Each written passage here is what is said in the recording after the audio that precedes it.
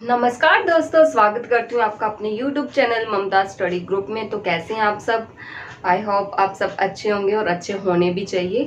तो हमने अपना 4th चैप्टर स्टार्ट कर रखा है, जिसके हमने 3 पार्ट पहले से कंप्लीट कर लिए और हमारा 4th चैप्टर है औद्योगिकरण का युग। और आज हम अपने नेक्स्ट पार्ट के साथ और नेक्स्ट पॉइंट के साथ, तो हमने अपने मेन पॉइंट कंप्लीट कर लिए हैं जो लेसन में से मोस्ट इम्पॉर्टेंट थे। तो आज हम डिस्कस करेंगे अपने क्वेश्चन आंसर, जो भी मोस्ट इम्पॉर्टेंट क्वेश्चन आंसर होंगे वो हम डिस्कस करेंगे। तो शुरू करते हैं आज का पॉइंट। हमारा लेसन चल रहा है औद्योगिकरण का युग, इंडस्ट्रियलाइजेशन, एज ऑफ इंडस्ट्रियलाइजेशन, जिसका 4th पार्ट कर रहे हैं। तो फर्स्ट क्वेश्चन का फर्स्ट पार्ट है, ब्रिटेन की महिला कामगारों ने स्पिनिंग जेनी मशीनों पर हमले किए। ठीक है, सबसे पहले स्पिनिंग जेनी मशीन का हम बात कर लेते हैं। स्पिनिंग जेनी किसने बनाई थी? ये जेम्स हारग्रीव्स ने।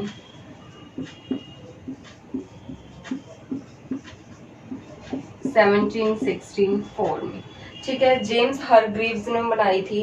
ये बनाई थी फैक्ट्रियों की जब शुरुआत हुई थी, कारखानों का उदय हुआ था, उस समय बनाई गई ताकि काम को और अच्छे ढंग से और जल्दी काम किया जाए। पर जो काम लोग कर रहे थे, यानी हाथों से जो काम कर रहे थे, जिनका रोजगार इसी पे डिपेंड था, जो इसी से अपना रोजगार चला रहे थे, अपना जो रोजमर्रा की जिंदगी थी वो जी रहे थे, उनका काम क्या हो गया, बहुत कम हो गया या खत्म होने वाली बात। ठीक है, इस पे पहुंच गई। तो उन्होंने क्या किया कि उसका विरोध तो करेंगे ही, जब कोई किसी की बात नहीं सुनता तो उसका विरोध किया जाता है।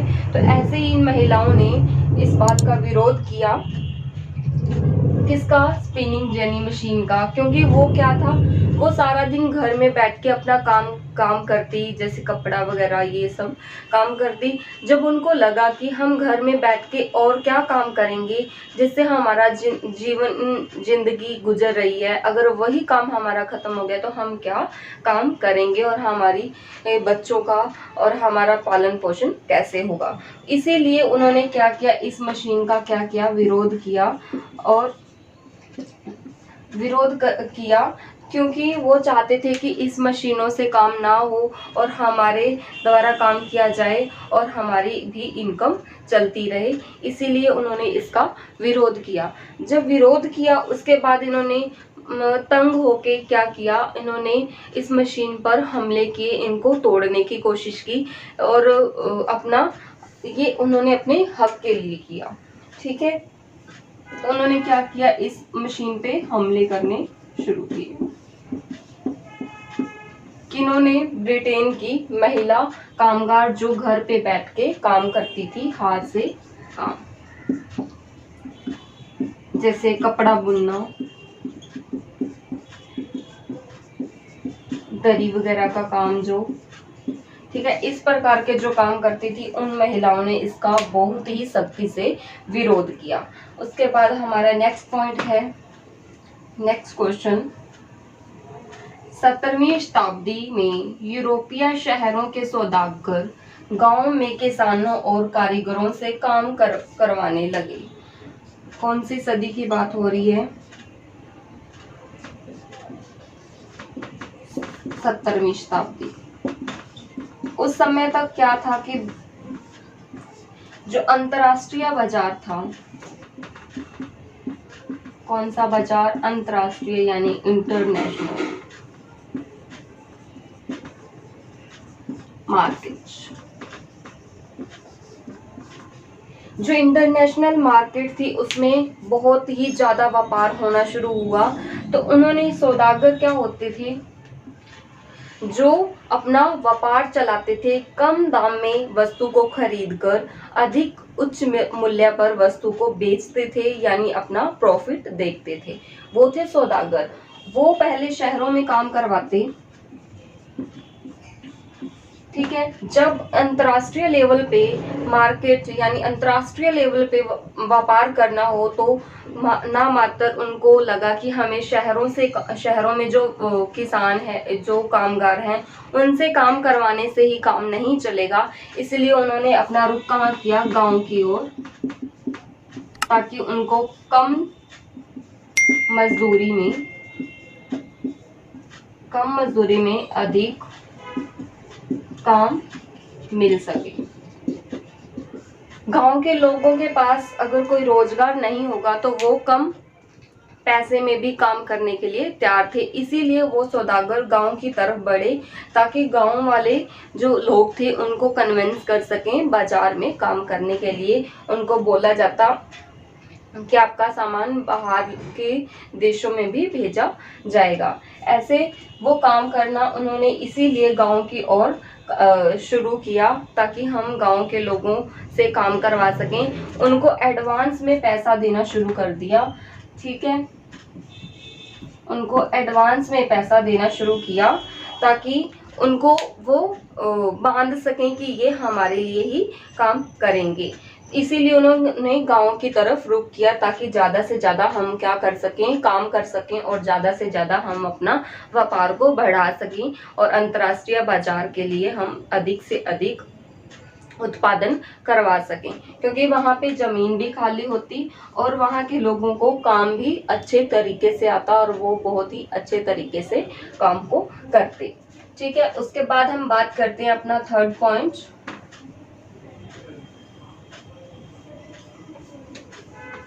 हमारा थर्ड पॉइंट है सूरत बंदरगाह 18वीं सदी के अंत तक हाशिए पर पहुंच गया था। ठीक है, सूरत बंदरगाह कहाँ पे है? गुजरात में। ठीक है, सूरत बंदरगाह गुजरात में था, जिसके थ्रू सूरत बंदरगाह खाड़ी और लाल सागर से जुड़ा हुआ था। इन जगहों से व्यापार भी जो होता वो किसके थ्रू होता? सूरत बंदरगाह के थ्रू एक्सपोर्ट किया जाता। हमारे देश से जो सामान था, जो उत्पादन होता, वो दूसरे देशों को भी भेजा जाता और आमदन कमाई जाती। ठीक है, और ये इसी से मेरे को याद आया कि मैंने एक आंसर पूछा था, 3 स्टेट थी जो सूरत 3 बंदरगाह थी, सूरत, मछलीपट्टनम और हुगली। ठीक है, 3 बंदरगाहों की स्टेट का मैंने और उनकी कैपिटल पूछी थी, जो लक्ष्मी ने बताई थी तीनों, और तीनों उसकी ठीक है। ठीक है, ऐसे ही आपसे भी अगर आगे भी कोई क्वेश्चन पूछो तो उसका रिप्लाई करना और उसका मैं नाम लूंगी आगे। तो लक्ष्मी ने ये तीनों क्वेश्चन के आंसर दिए थे, तो हम अपना कंटिन्यू करते हैं। सूरत गुजरात। ठीक है, सूरत बंदरगाह कहाँ पे है? गुजरात में। और खाड़ी और लाल सागर से जुड़ा हुआ ये बंदरगाह था, जिससे अन्य देशों के लिए भी क्या किया जाता? व्यापार, जो सामान भेजा जाता इन बंदरगाहों के जरिए। लेकिन क्या हुआ, हम बात करते हैं 18वीं शताब्दी में। तब क्या हुआ, हमारे ईस्ट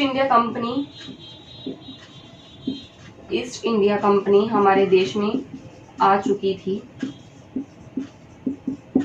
वो चाहती थी कि भारत के जो सूती वस्त्र और ऊनी वस्त्र या रेशमी वस्त्र, उनको वो अपने तरीके से उनका अच्छे से प्राइस रख सकें। ठीक है, और वो ही उसको दूसरे देशों में भेज सकें, बेच सकें, और जिससे उनको अपना फ़ायदा मिले। इसीलिए ये बंदरगाह 18वीं सदी के अंत तक बिल्कुल बंद होने लगी थी, क्योंकि इससे दूसरे देशों को कोई सामान नहीं भेजा जा रहा था। जब हम किसी दूसरे देश, इसको किस लिए बनाया गया था बंदरगाहों को? ताकि हम दूसरे देशों के साथ क्या कर सकें? व्यापार कर सकें, वहाँ से सामान मंगवा सकें और अपने देश से सामान वहाँ भेज सकें। पर अंग्रेजों ने क्या कर दिया? बिल्कुल ही बंद कर दिया कि हम दूसरे देशों के साथ व्यापार ना करें। इसीलिए ये 18वीं सदी के अंत तक बंद होने के कगार पे पहुंच गई। उसके बाद हम बात करते हैं next question. East India company ने भारत में बुनकरों पर निगरानी रखने के लिए गुमाशतों को नियुक्त किया था। गुमाशता कौन थे? गुमाशत जिनको किसने नियुक्त किया था? ईस्ट इंडिया कंपनी ने। ईस्ट इंडिया कंपनी ने नियुक्त किया था मेहनताना, यानी इनको क्या दिया जाता था, आय दी जाती थी, इनको सैलरी दी जाती थी। सैलरी देके इनको नियुक्त किया गया था ताकि ये रख रखाव कर सकें, कोई जो उनकी कीमत को नियुक्त कर सकें, जो जिसको इनकम कौन देती थी, ईस्ट इंडिया कंपनी के लोग देते थे, और ये उन्होंने ही नियुक्त किए थे बुनकरों पर निगरानी रखने के लिए, वो कैसा काम करते हैं, कैसा उनको बाजार में बेचने के लिए सामान बनाते कौन थे, किसान बुनकर, लेकिन उनको उनका जो प्राइस था, उनकी कीमत थी, वो नियुक्त कौन करता था, ईस्ट इंडिया कंपनी। और वही कीमत देखने के लिए कि उसी कीमत पर सामान बिकता है या नहीं, वो उसको देखने के लिए कौन नियुक्त किए गए, गुमाशता। समझ आई बात। गुमाशता ईस्ट इंडिया कंपनी द्वारा नियुक्त किए गए थे बुनकरों की निगरानी करने के लिए, ताकि वो अच्छे से काम कर सकें, उन पे अच्छे से काम कर सकें, और ईस्ट इंडिया कंपनी के लोग थे, उनका व्यापार अच्छे से चल सके और उनको अच्छे से फायदा मिल सके, इसीलिए उन्होंने किनको नियुक्त किया था, गुमाशताओं को। ठीक है, उसके बाद हम डिस्कस करते हैं अपना नेक्स्ट पॉइंट। तो हमारा नेक्स्ट क्वेश्चन है, इसमें सही ट्रू फॉल्स बताने हैं हमें, तो हम ये कर चुके हैं, सिर्फ हमें थोड़ा सा पता होना चाहिए।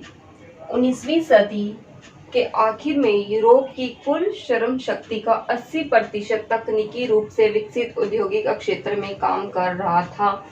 इसका आंसर है गलत, क्योंकि इतनी जल्दी 19वीं सदी तक इतनी जल्दी 80% लोग तकनीकी रूप से, अभी भी हम मानते हैं कि इतना टेक्नोलॉजी में हमारे लोग निपुण नहीं है, तो उस समय की बात हो रही है, तो 80% लोग तो काम नहीं जानते होंगे, तो इसका मतलब इसका आंसर है गलत। नेक्स्ट क्वेश्चन है, 18वीं सदी तक महीन कपड़े के अंतर्राष्ट्रीय बाजार पर भारत का दबदबा था। हम बात कर रहे हैं तब कि जब हाथ से काम करने वाले लोगों को अधिक पसंद किया जाता था, तो जो भारत में बहुत ज़्यादा लोग क्या थे, हथकरघा थे, यानी हाथ से काम करते थे, तो अंतर्राष्ट्रीय लेवल तक यानी इंटरनेशनल मार्केट में इसको बहुत अधिक पसंद किया जाता था, तो मतलब भारत का दबदबा था, यानी सही। ठीक है, ट्रू। उसके बाद है, अमेरिकी गृह युद्ध के फलस्वरूप भारत में कपास निर्यात में कमी आई, यानी भारत से जो कपास भेजा जाता था उसमें कमी आई नहीं, उसमें कमी नहीं आई थी। गृह युद्ध के समय उसमें कमी नहीं आई थी। हम जो बात करते हैं वो विश्व युद्ध की बात करते हैं। विश्व युद्ध के समय पूरे ही विश्व में इस चीज़ की कमी हो गई थी, और फिर बाद में धीरे धीरे लोग उठने लगे, काम करने लगे। उसके बाद फ्लाई शटल के आने से हथकरघा कामगारों की उत्पादकता में सुधार आया। हाँ, सुधार आया।